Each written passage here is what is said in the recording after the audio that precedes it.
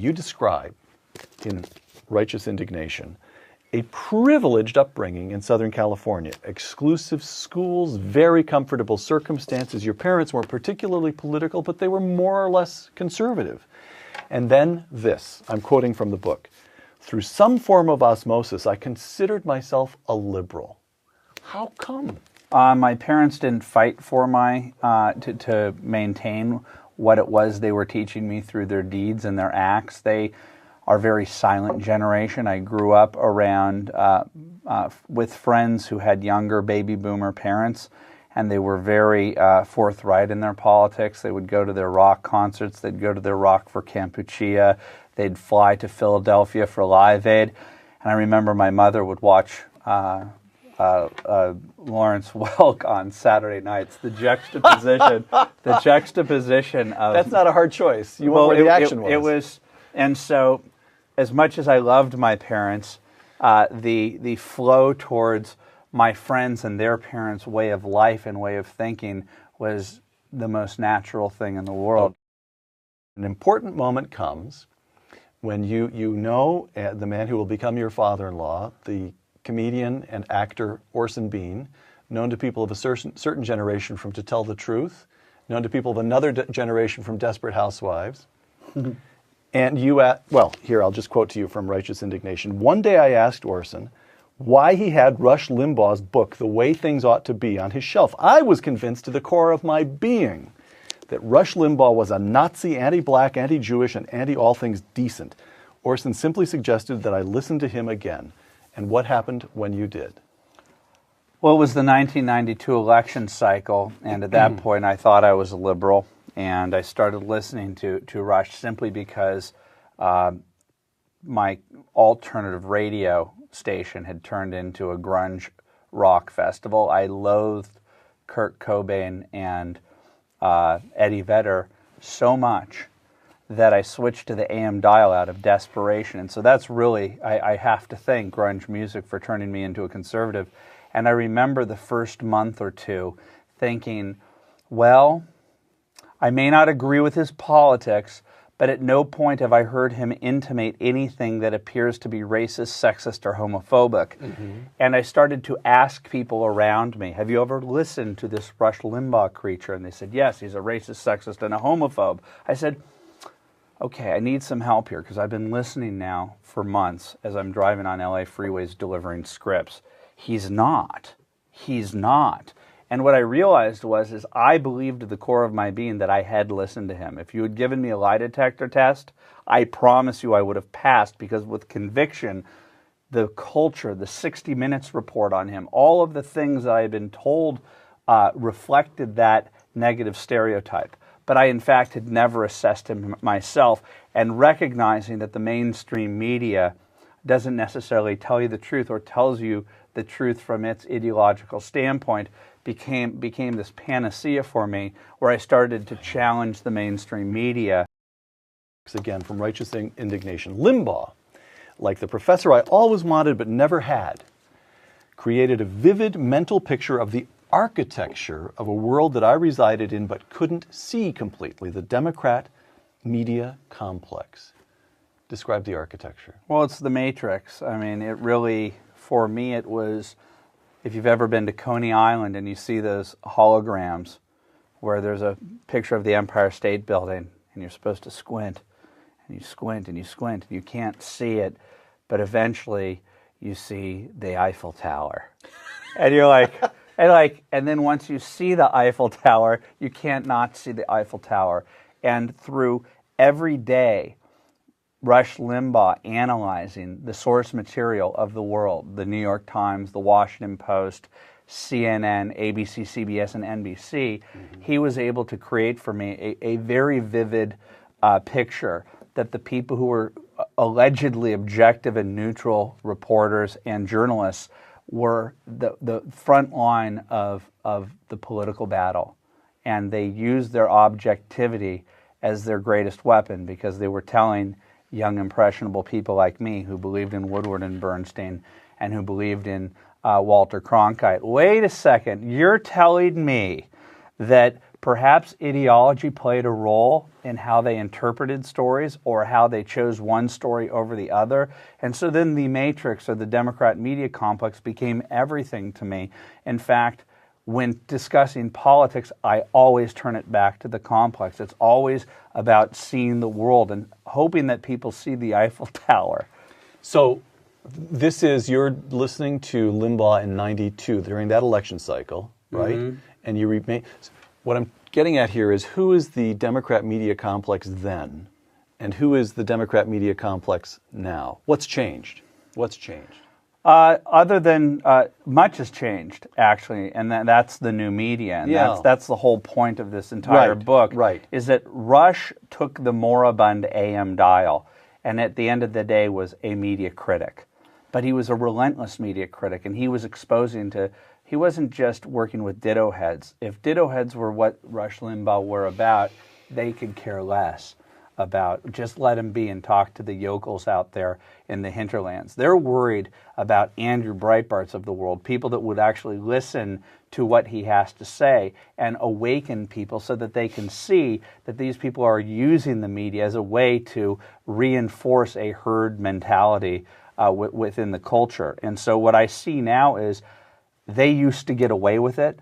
Rush Limbaugh took the moribund AM dial, and now it's a flourishing realm where countless people, from Michael Medved to Dennis Prager to Sean Hannity, are showing people or granting people a perspective or the alternative reality from the mainstream media.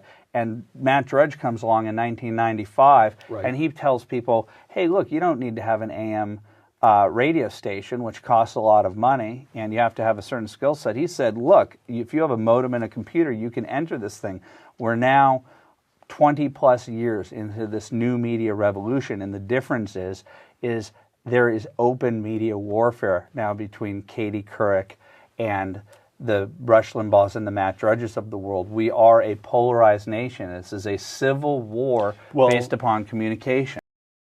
Again, quoting from Righteous Indignation, I, Andrew Breitbart, I'm at war with the mainstream media. I'm at war with the mainstream media because they portray themselves as objective observers of reality when they're hacks who think they can destroy everything America stands for. But shouldn't you relax? Things are working out. Things are working out. There's Fox News, there's Rush Limbaugh, there are all kinds of alternatives. That's not enough. That's not enough. That's not enough. This is what angers me so about the. That's what I want to know. Why aren't you more relaxed? We're 20 years into it, just as you said. Why don't you say, "Oh, okay, I'll take a." No, I'm going to spend half my time on the beach in Santa Monica. Because AM radio, an op-ed column, and Fox News is not enough. The big. What do you want? What do you want? I want a center-right nation to fight for its soul, and its soul is represented in the arts. Its soul is represented in a world in which media is everything.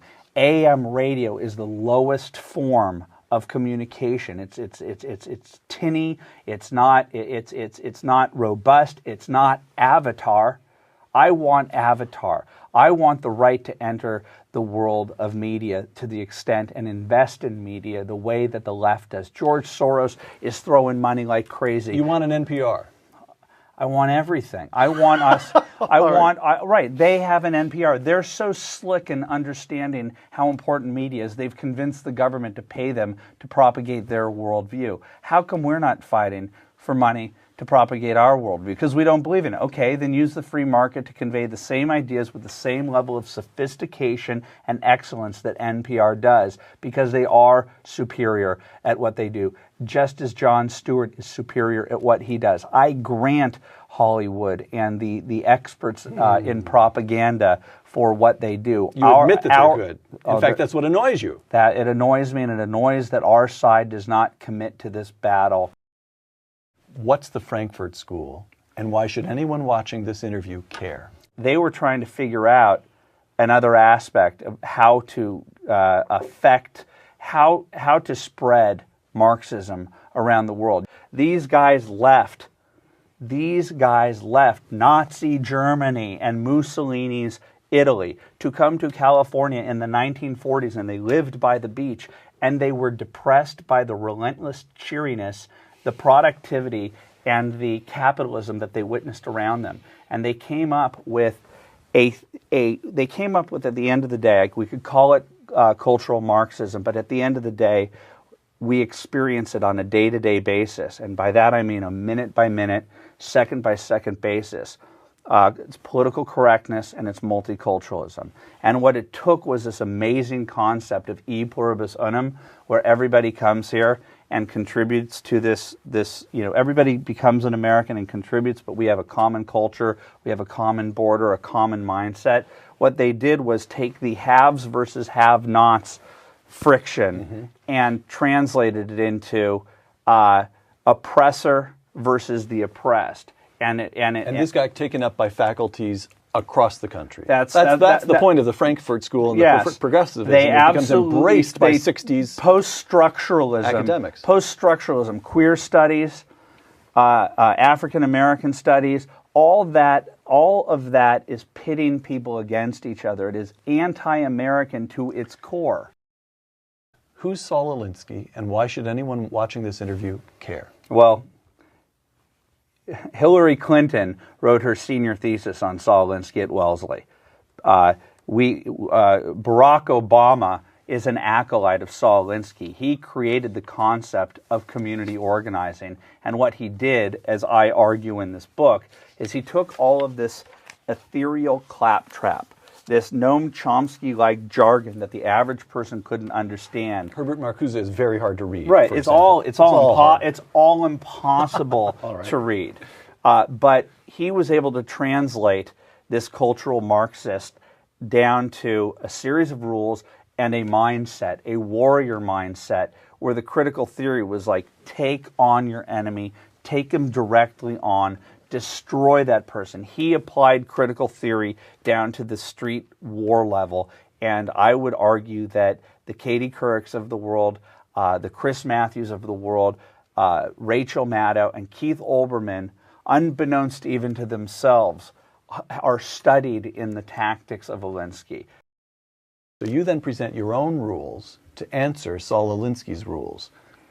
Don't be afraid to go into enemy territory. What do you mean by that? I can't tell you how many people tell me, don't go onto the Bill Maher show. Take it right to them. Oh, it's the best. And first of all, I've had my greatest successes because I live in West Los Angeles. My life is taking it to them. I live in West Los Angeles. I live amid, the Hollywood rubble. And when I do a Bill Maher show and I go to Starbucks the next morning and the barista says, I saw you on TV last night and I didn't like how the audience was booing you before you finished your sentences. And I thought that you made an interesting point. Nobody sought me out to reclaim me on behalf of my parents, not even my parents. I tripped upon conservatism. My goal is to go out there and find someone else like me who'd never even known what conservatism was and say, hey, maybe I can draw you in. What do you mean in your pragmatic primer for realistic revolutionaries in righteous indignation by believe in the audacity of hope? Well, my business partner hates this about me because every now and then I will compare myself to Don Quixote because he doesn't like the tilting at windmills. Yeah, that's right. But I do believe that many of the things that I've accomplished have such as taking on the complex. What most of AM talk radio does simply criticizes it from afar. When I saw what they did to Clarence Thomas, and you juxtapose what they did to Clarence Thomas next to anointing Bill Clinton for exhibiting the same behavior that they claimed that Thomas was guilty of, when you see how they treat the Tea Party, they're default racist. They have to disprove their racism. I believe that the natural organism that is the Democrat media complex behaves oftentimes in an evil fashion. My goal is to destroy the mainstream media as we currently know it so that it is more equitable, so that it is more fair. It seems like an outrageous goal. I'm not sure that there's a business model that's going to make it so that I'm going to have Rupert Murdoch-like money, but I hope that my children's generation exists in a more fair and equitable media. And the first thing that we're going to have to get rid of is this fake declaration of objectivity and neutrality. That is a big lie. We need to move towards something that is a more mature version of what we have now, more like the UK. In Britain, the newspapers are avowedly left and right. You know what you're getting, and they're mature about it. We are just going through the adolescent phase of recognizing that objectivity was the big lie of the latter part of the 20th century.